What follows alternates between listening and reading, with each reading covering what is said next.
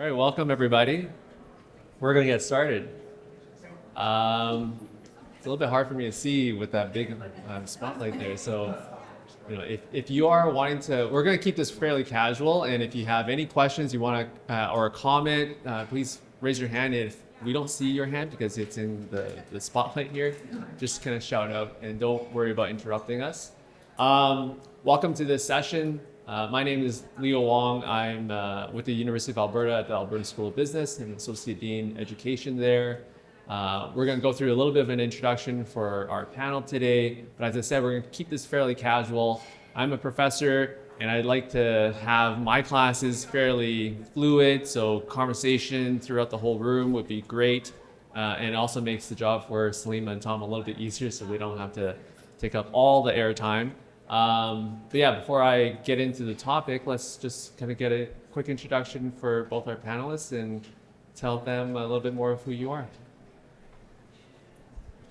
You want to go first? Okay, my name's Tom Viinikka, and I'm the CEO of Edmonton Unlimited.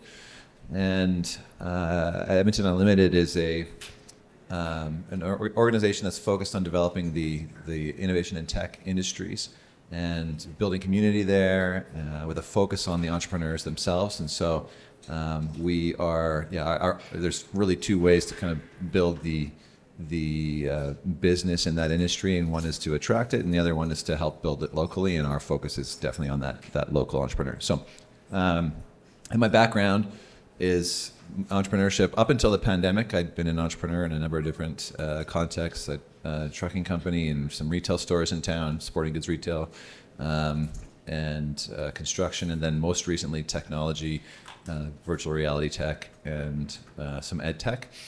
And the pandemic came, and I ended up, I'd been selling out of or getting out of my different businesses, and got recruited into the not-for-profit world because of my extensive experience in not profitable businesses.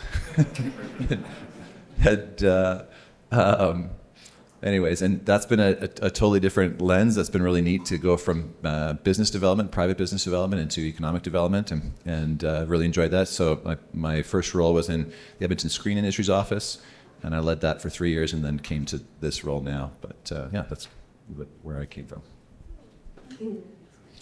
Good morning. My name is Salima Ebrahim. I'm the Chief of Staff for the City of Edmonton. I've got like my Chief of Staff role, which is essentially to ensure that Council and ELT, our Executive Leadership Team, are well connected. We've got a strategy, we're moving forward, and to, I guess, ensure that, from a public perception perspective, we're all seen as being aligned and moving in the same direction. I would say it's a fairly expansive role. I've had a number of additional responsibilities added to my portfolio. So I also manage our intergovernmental relations, talk about that being complex right now. I also manage our anti-racism and our reconciliation efforts, executive communications, and then it's the role where, like, if you can't find a space for it to fit, it essentially lands here. So we're also out of our office supporting the mayor and council in terms of the task force on housing and homelessness that they set up earlier last year. And as of January 1st, we will also be moving into transition as we look at obviously a fall election at the municipal level. And in terms of my background, very circuitous. I started off at the federal level.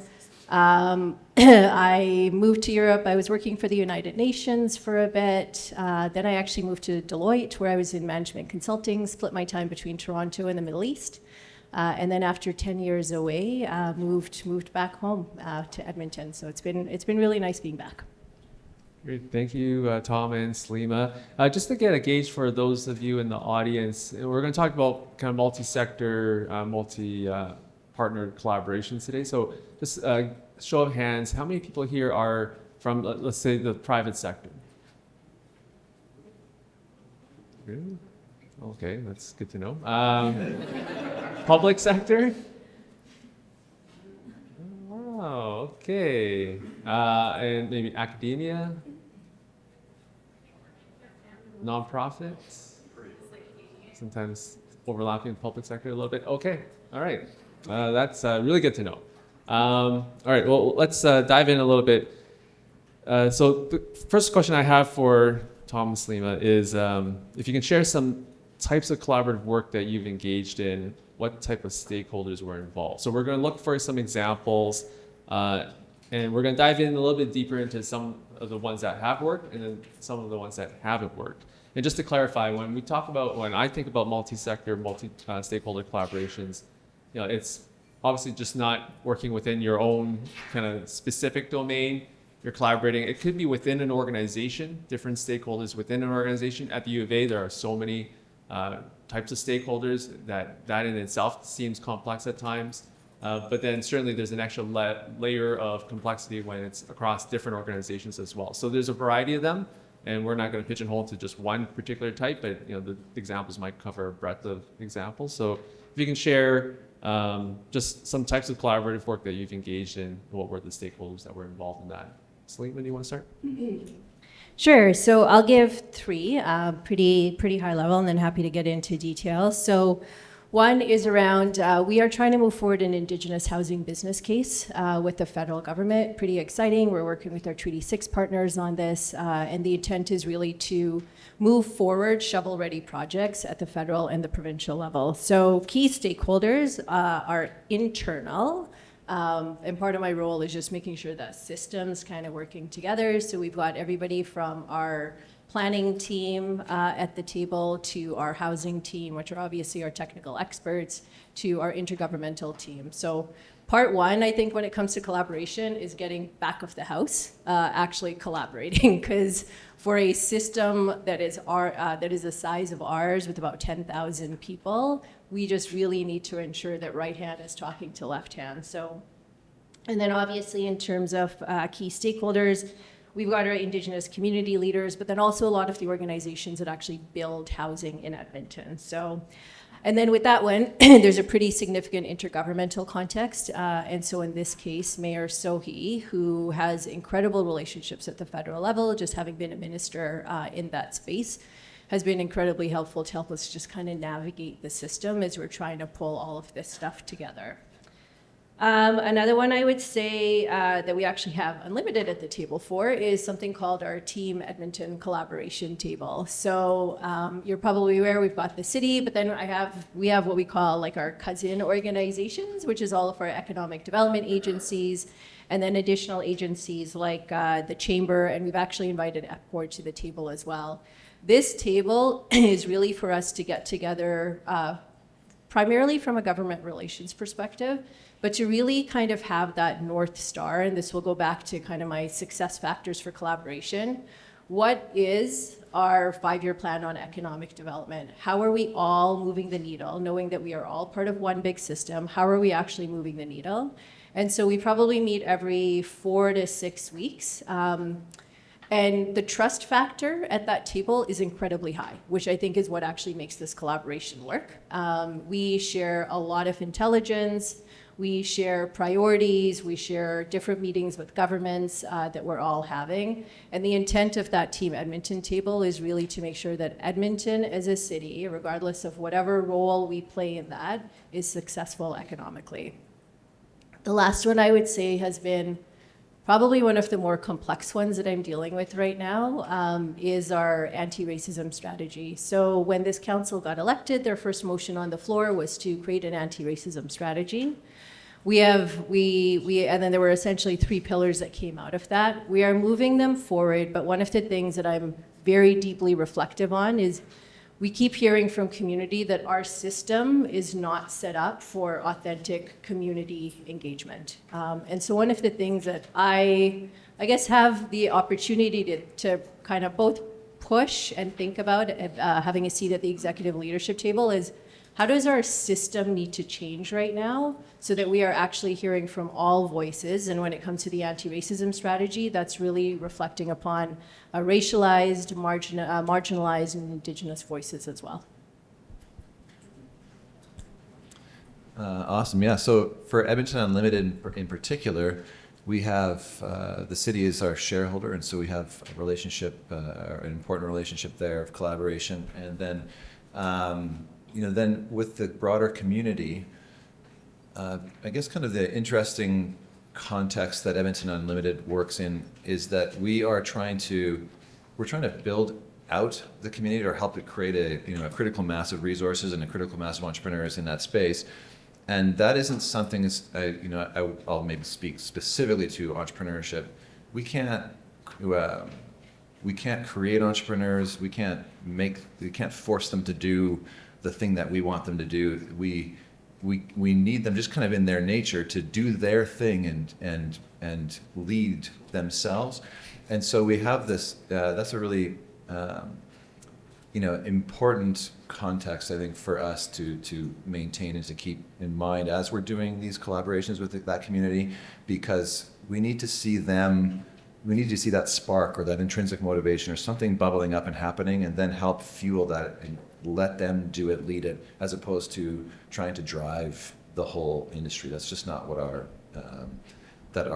role is. And so we have this balance of being a source of resource and a place where they can convene and be part of, but we also have to try to, in those relationships, stay out of their way and let them do their thing. We have some other important relationships too with other regions.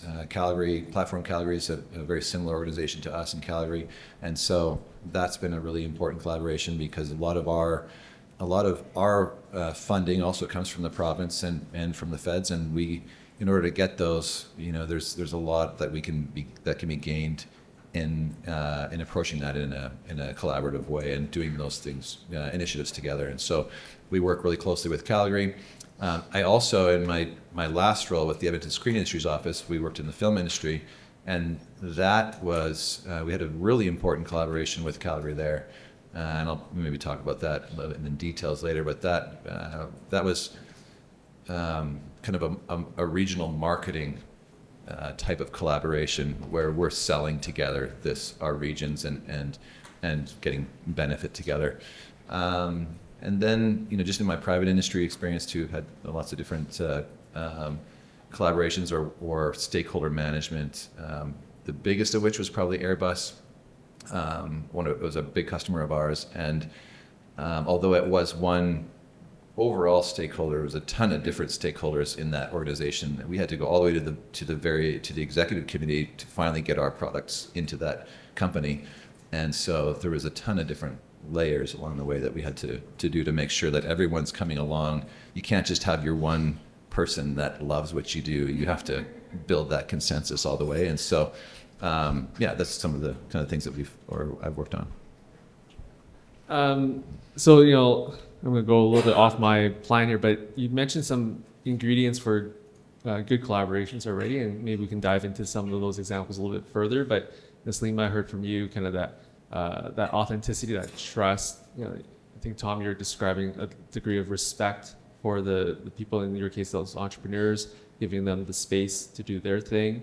So maybe start with you. When you said, there was that one table with a lot of that trust there, how did that germinate? Like, was that just there because the people already had prior relationships, or was that an intentional exercise to build it? Yeah, it's a great question. It was a combination of both, I would say. So I would say our first year, and partly it's like people change in organizations as well. The first year was really trust building, I would say. And once that trust building foundation was there, then we were really starting to move into like action, implementation, sharing of the information, et cetera. So I think that's a big piece. I think the other thing, at least from a city perspective, and I've kind of noticed a change in the past 5 years, is we can't do everything. And I think really trying to figure out where the city actually has a value add. Are we a convener? Are we a funder? Like really getting clear on what we are. And then I think being super open with our partners in terms of so I'll take an intergovernmental context. This year for our budget submission, we actually talked to a bunch of our partners and we're like, you're probably better placed with the GOA right now on certain topics.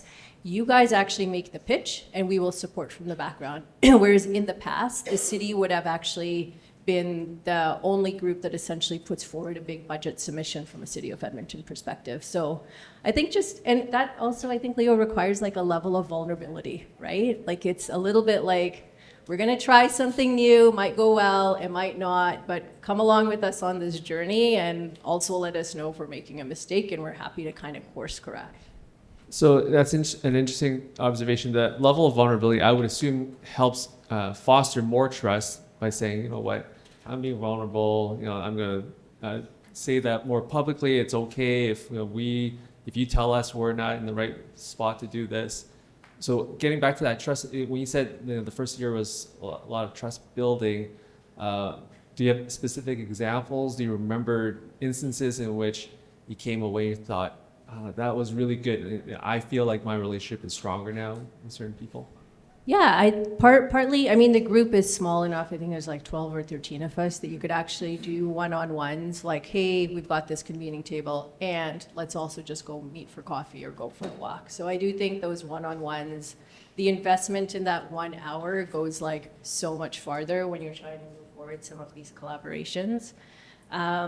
And then I think for me, back to kind of being innovative, I think it was actually the airport, YEG, who brought forward this idea of like, let's actually start having some events as Team Edmonton.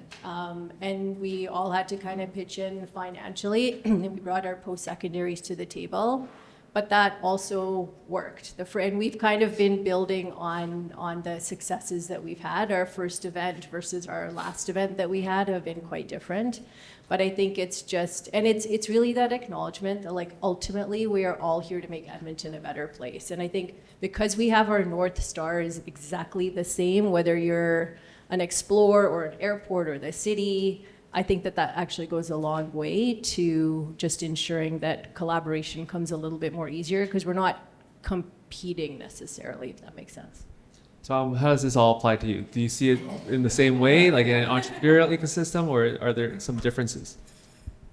So I have a good example, I think, too, of the trust, and that was my number one kind of collaboration recommendation or keys to collaborative activity. When I first got into the ESIO, that was my first jump into economic development, into the public sector, and so all of like how things work, what are the rules of engagement, like how this all would be was totally unknown to me, and what was harder for me was that the stakes to me were that I wasn't just risking my own investments like I always had with my businesses. I was putting all of the city's assets in that area at risk, and the community and their perception. And so I felt a pretty big responsibility to do the right thing. And coming into that, the relationship with Calgary Economic Development was actually quite strained, and there hadn't been a lot of collaboration between the two cities. And I say that just between my office and there. I'm not saying necessarily in a broad level. Although I do think that between Edmonton and Calgary, we can be very competitive. And in hockey, that's totally fine. Football, that's fine. But outside of that, I think it's kind of stupid. And I didn't, I actually got really quickly a lot of people in my ear saying, if you go and trust Calgary, they're going to steal everything from you, and don't let them in, don't do this collaboration. And I like real resistance to it that I didn't understand, and I didn't have enough experience in economic development and working in this public sector to know if what I was about to do was the dumbest thing I could do, And so, but I thought, you know what, I need to like this. To me, it seemed like a great collaboration, and I worked to build a relationship with them, and they were very excited to build a relationship with me, and it worked really well. We got Luke Azevedo was my kind of counterpart down there, and he ended up becoming a really great mentor for me, and accelerated both my personal development as in that role, but at the city or for our community, there was a huge acceleration for us, and doors opened where I just never could have gone. And frankly, the way that when I look back on how that opened up, it was Luke opened the vault and said, you can go in and hang out and do whatever you want in there, and trusted me with everything. And that when he did that for me, I was like, I have to trust this person. And and so we did, in spite of all the voices in my ear saying that he's going to steal everything from you, and this is not going to work, and they're going to anything that you guys go get in the global stage, they're going to direct it towards Calgary and away from Edmonton, and that just wasn't the way that it worked. That wasn't what happened. But you have to trust, and sometimes it's terrifying and scary to say that I'm going to take this risk, whether it's from a personal career standpoint or whether it's with the assets that you're looking over or helping with. And but to me, that was the absolute key of that relationship. And throughout that relationship, there was lots of moments, because we are, especially in the film industry, we're competing for locations, and we want films to come here, not instead of there, but we're all trying to get them. And we were upfront and open about the fact that we each have our own masters. And sometimes there was honest conversations where I went and just said, hey, we're going to get this, and I just want you to know, and I'm going after this particular thing, and we want it to be here. We think it'd be really great.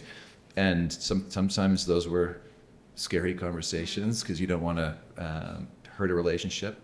But I think it's about you have to take some risks to be able to do that, and you have to put something on the altar or on the table that shows that you are trustworthy, and then trust them, let them show that you do. That's great. I heard kind of this degree of reciprocity, both in your examples, putting an event together jointly, everyone having a little bit of a stake involved, taking those risks, being vulnerable, getting to know these people so that you understand how they might receive what's about to happen, or see why you're doing it a certain way, whether it's competitive or not. There's still a degree of understanding and respect you're having with the partners here. Let's kind of flip over to maybe the collaborations that haven't worked, and that's really interesting to me because that's some lessons that we can hopefully learn from them, but things that haven't worked in your experience. And again, it could be just the opposite. There's a lack of trust, lack of respect, lack of reciprocity, and that's kind of the easy way. But let's drill down. If we have any examples that you're comfortable sharing, that would be interesting. And after that, we're going to open it up more for some input from you. If you have questions or also your own stories that you want to share, and kind of see how the rest of us respond to that. Because I think that's where we're going to really learn in this session, is just to kind of reflect on some of these experiences and what the lessons we got from them. Who wants to start?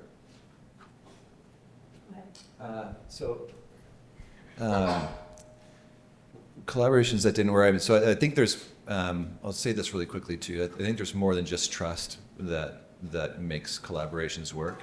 I do think that it takes time. You can't just walk into someone's office and say, well, let's collaborate. Everyone says, let's collaborate. Everyone's collaborative when they say that. But it takes time to make it happen. That relationship with Calgary didn't happen overnight. It was fast. And Luke and I kind of hit it off on a personal level too. And I actually think that's a huge part of it. One of the things that I often said in the film industry is that, all business is a relationship business, but the film business is relationships on steroids.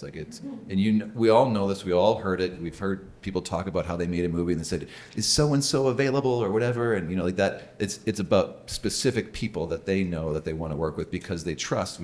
If you're going to go make a film, it's kind of a one-shot deal. You go, you take a picture, and then imagine, if we took a picture of ourselves right now and then planned on selling it for $100 million, we would want it to be dang good and right and all in a moment.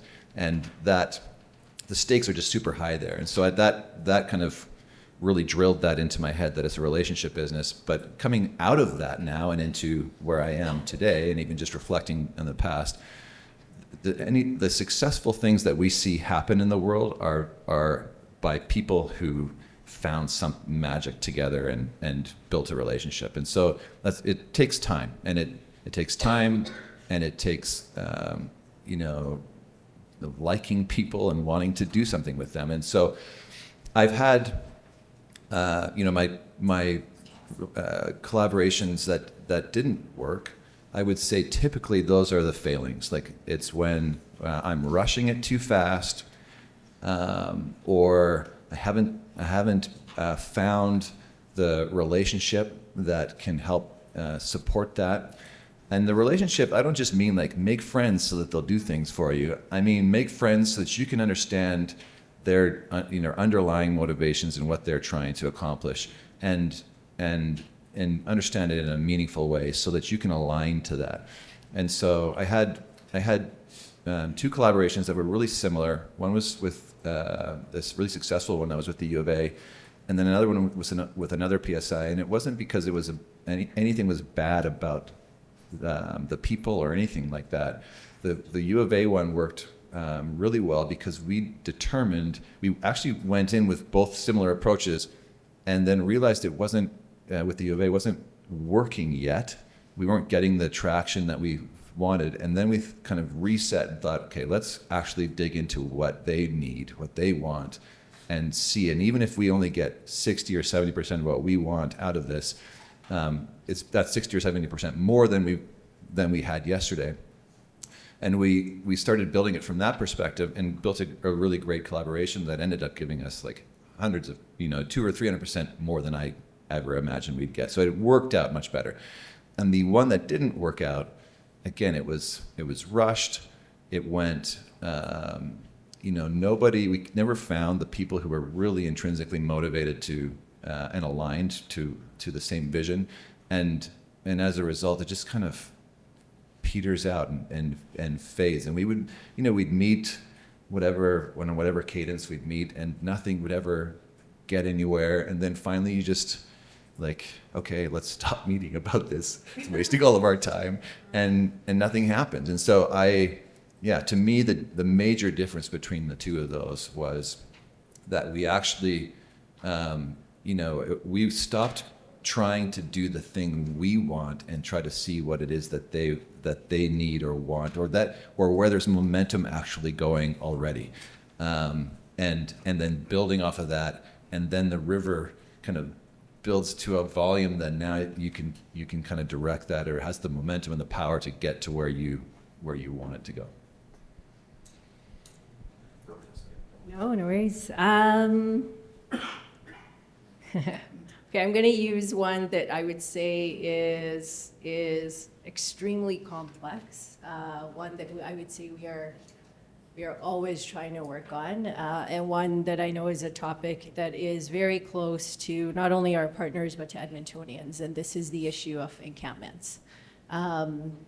So I got my position January 2020. And it was kind of like a come in, support the interim city manager for 3 months, and like kind of go back to your role. And then COVID hit.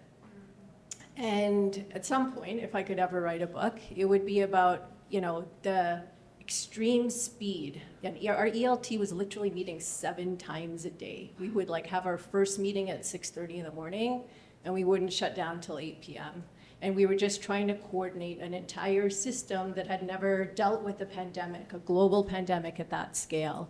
And so, I will say there have been some silver linings that have come out of COVID, but one of the really interesting things that did come out is we were talking to our GOA partners 7 times a day as well, because they were essentially getting direction either from the federal government, they were having to make some decisions, and then we needed to obviously, shut things down that are so close to an Edmontonian, whether it's your recreation center, waste management, can you leave your house, how do we get supplies to some of our more vulnerable communities, so on and so forth. So since then, we have obviously been in rebuilding, sustaining Edmonton and our downtown. But unfortunately, I think one of the things that COVID did is it really kind of ripped the Band-Aid off some of these things that we always knew were there, but not to this level, and I would definitely put encampments in there. So this is one that we are still dealing with. So you're talking about complexity and ones that I wouldn't necessarily say where I don't. Partly it's I don't know what the definition of success is, right? And I think partly at all 3 orders of government and with our partners, everybody has a slightly different definition of what success looks like when it comes to encampments. I think, though, what's really important, at least from my perspective, is that we hear all of those and we are trying our best to help move the needle wherever we can on this one. A small, well, maybe not a small success. I actually think it's a fairly big success.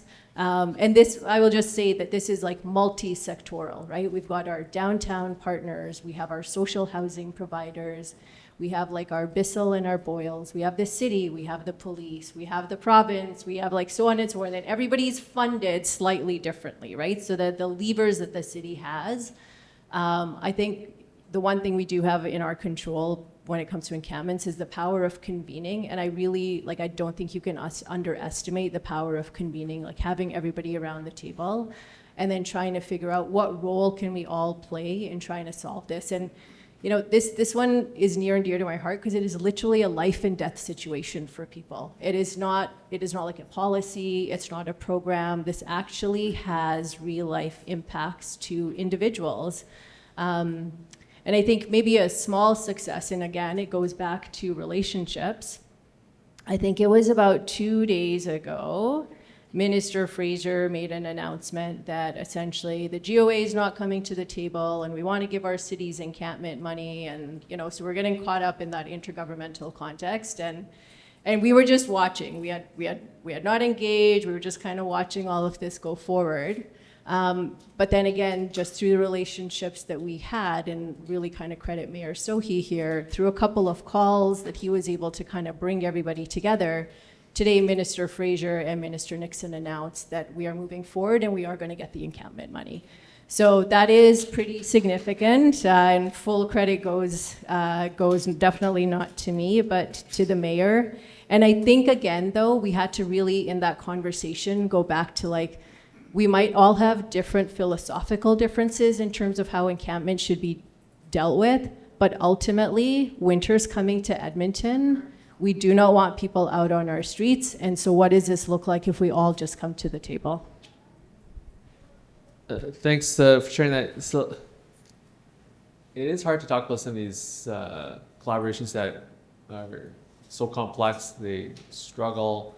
I want to drill in just a little bit deeper though, you know, so complexity certainly will make it more challenging.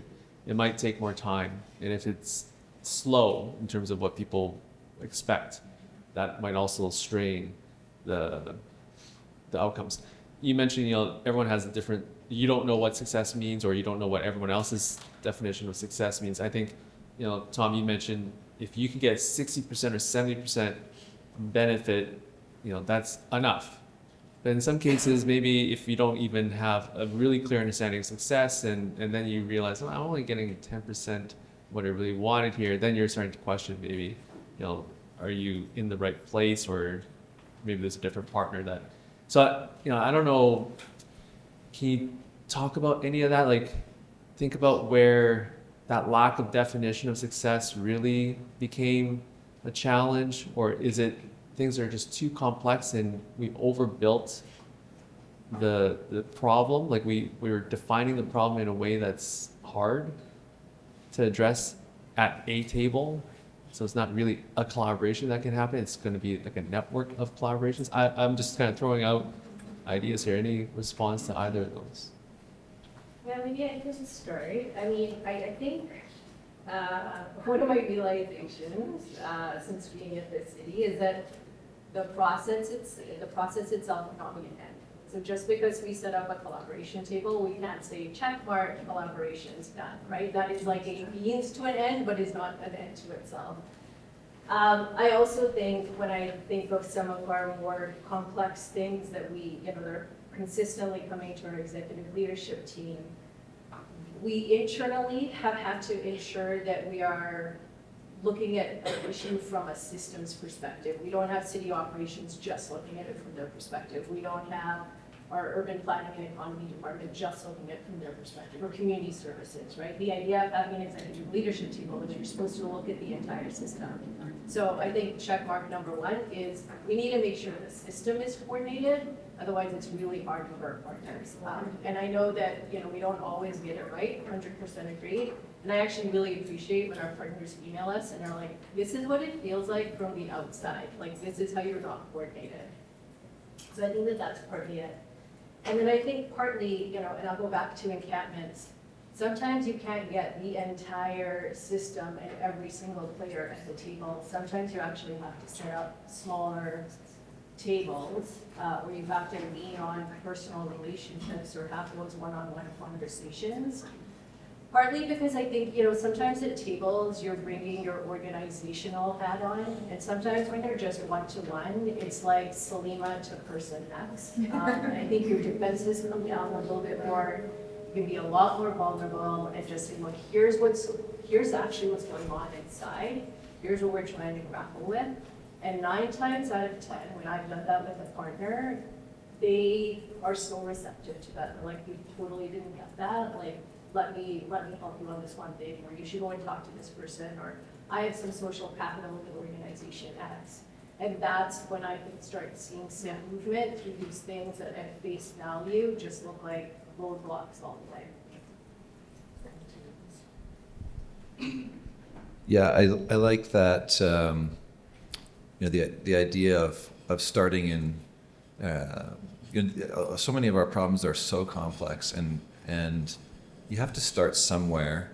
In the entrepreneurial world, when you're starting a business, you never start a business by solving all the problems you think that you're going to solve 20 years from now with that customer. Like you don't build the product that you really want. You build the product starting here, and then you start to build out. And I think relationships with and collaborations are similar. That you have a starting point and you start to grow from there.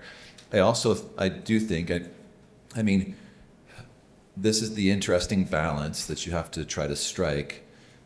If I don't think a collaborative person is someone who says, wait, how much am I getting out of this? 10%? Okay, I'm out. Sorry. Like that's not how collaboration starts. Collaboration starts with that give and take, and sometimes you're putting something on the table and risking more, or there's an imbalance, and so. And that's what we realized again with with the U of A in particular, was that we were wanting too much. We were thinking this needs to be built out to this level, and we just scale that back and realize, I used 60%, but maybe it could have been anything. Like sometimes, in order to build a relationship, and maybe I don't get anything out of this, but this is what I am getting out of it, is that we're doing something together, we're building a relationship, and that is collaborative. Now, there's a balance again, because you can't go around doing a whole bunch of things that have nothing to do with what your mandate or what's valuable to you. But a collaborative person realizes that sometimes I'm giving and sometimes I'm taking, and so I think it's in these complex and big moves. Sometimes you have to start with smaller groups and build it out and get momentum and play the long game, and then sometimes it's about giving instead of taking. We do actually have in the startup land, a really common and important phrase is give first. And so I just said give and take, but really like the attitude of give first is a super important thing in startups, and that's what's led to like that underlying or foundational mentality is what's built things like San Francisco, highly collaborative environments and highly successful economic environments. And it was that attitude of we're always ready there for you and to give first. Thank you. I have one more question before we open it up, and this is kind of the last question. What could or should we do differently as a city, a community, as organizations and businesses to change the conditions in which multi-stakeholder collaborations are established, operated, that can be successful? And the one caveat is that the quick and dirty answer can't be just more money.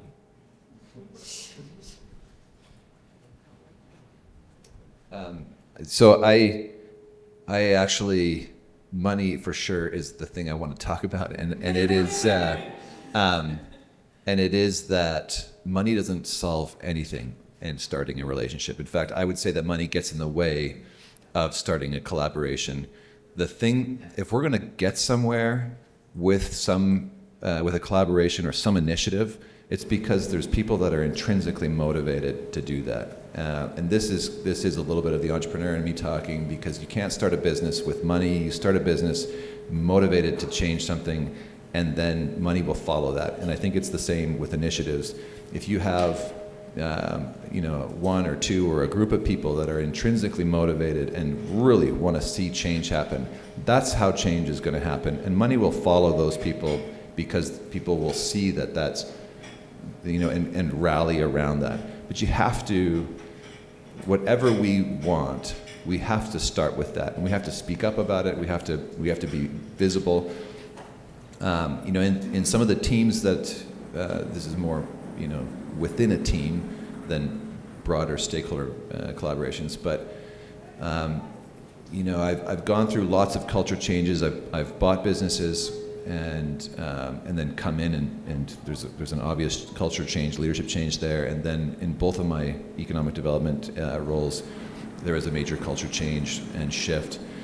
And it's interesting to me, like, you have to put your hand up and make yourself vulnerable, show that this is what you stand for, this is what you do. And there's lots of people, it turns out, that are not visible or not making themselves visible, that actually feel and want to be aligned with you. And so I believe, but they don't show up unless you as a leader or the collaborators make that evident for them, or something for them to grab onto.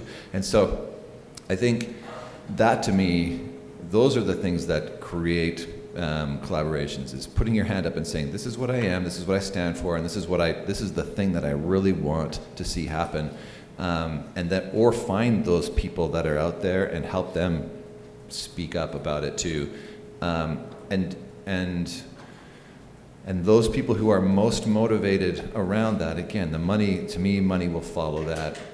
It's not, as soon as you put money in it, I have another collaboration too, where if we had money that was earmarked for this particular collaboration, and we ended up spending most of our time trying to think about how we can spend the money as opposed to actually achieve that outcome. And that's the danger with money. Money should follow great, intrinsically motivated individuals or groups, and that's what we should focus on. So I think for me, one of the things that